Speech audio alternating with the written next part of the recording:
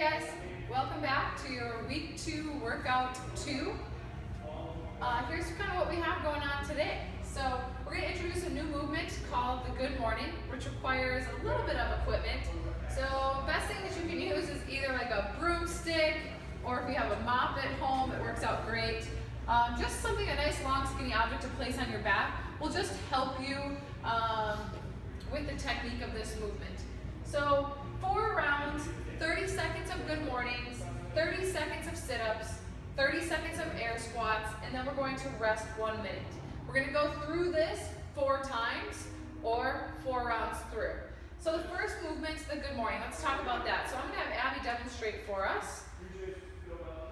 So you're just going to place the broomstick or the mop on top of your shoulders on your back. You should kind of feel it just right across the top of your traps. If you kick your elbows back a little bit, you'll feel kind of just like a little cushioning. You'll have your traps flare up just a little bit, and that's where you want to place the PVC pike. Depending on how tight your shoulders are, you can just kind of play around with your grip. Ideally, we want your grip a little bit closer in, where it's maybe a thumb and a half outside of shoulder width. But if you have feel a little tug in the front of your shoulders, just go ahead and go with a little bit wider grip. From here, you're going to have soft knees, a nice athletic stance. Keeping your back nice and flat, I'm going to have Abby push her hips back.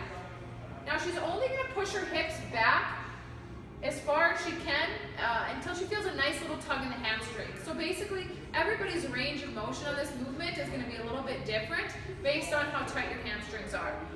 So Abby's just going to demonstrate a couple for us here.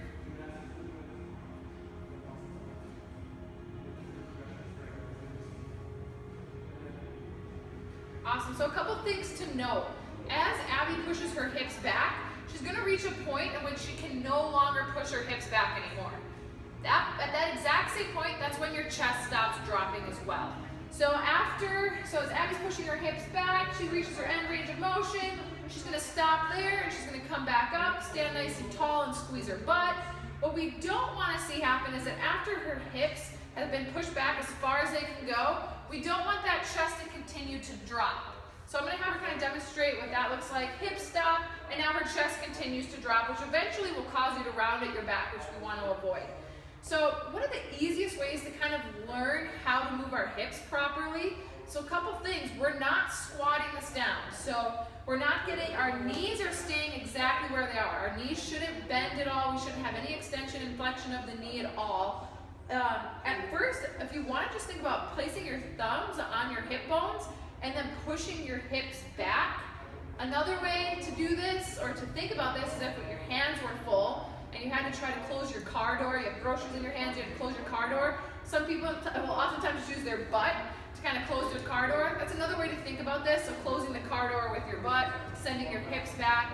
You could also stand about 8 inches away from a wall. So if you imagine that I had a wall behind me, and kind of give yourself a target. So think about pushing your hips back into the wall, keeping your back nice and flat, or pushing your butt into the wall. Notice that my knees don't move at all. So we want to avoid that squatting down when we're doing this movement. You should really just get a nice little stretch in your hamstrings, just kind of waking up our posterior chain here a little bit. Then, after you do 30 seconds of good mornings, we're going to move into 30 seconds of sit-ups. When we're doing sit-ups, I'm going to have you guys go ahead and go in this butterfly position. What this is going to do is essentially help turn off your hip flexors so that we don't use as much leg or hips in the sit-up process, more of a focus on our core. From here, Abby's going to reach her hands over her head, touch the ground, sit up nice and tall, and touch her toes. Focus here is just on good posture. Don't be afraid to use the momentum of your hands a little bit to help you get up. I'm going to have her show you just a couple good reps. Things to avoid is just rounding of the back. We really want to think about having good posture as we're doing this. So that would be a bad rep. If you struggle with good posture, leave your hands up over your head the entire time. And think about reaching your hands up so you sit up nice and tall.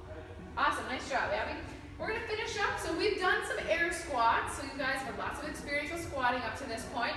So we're going to finish again with 30 seconds of air squats. So just to kind of give you a quick couple points of performance to help jot your memory. Your feet are going to be just outside of hip width, toes slightly pointed out 10 degrees.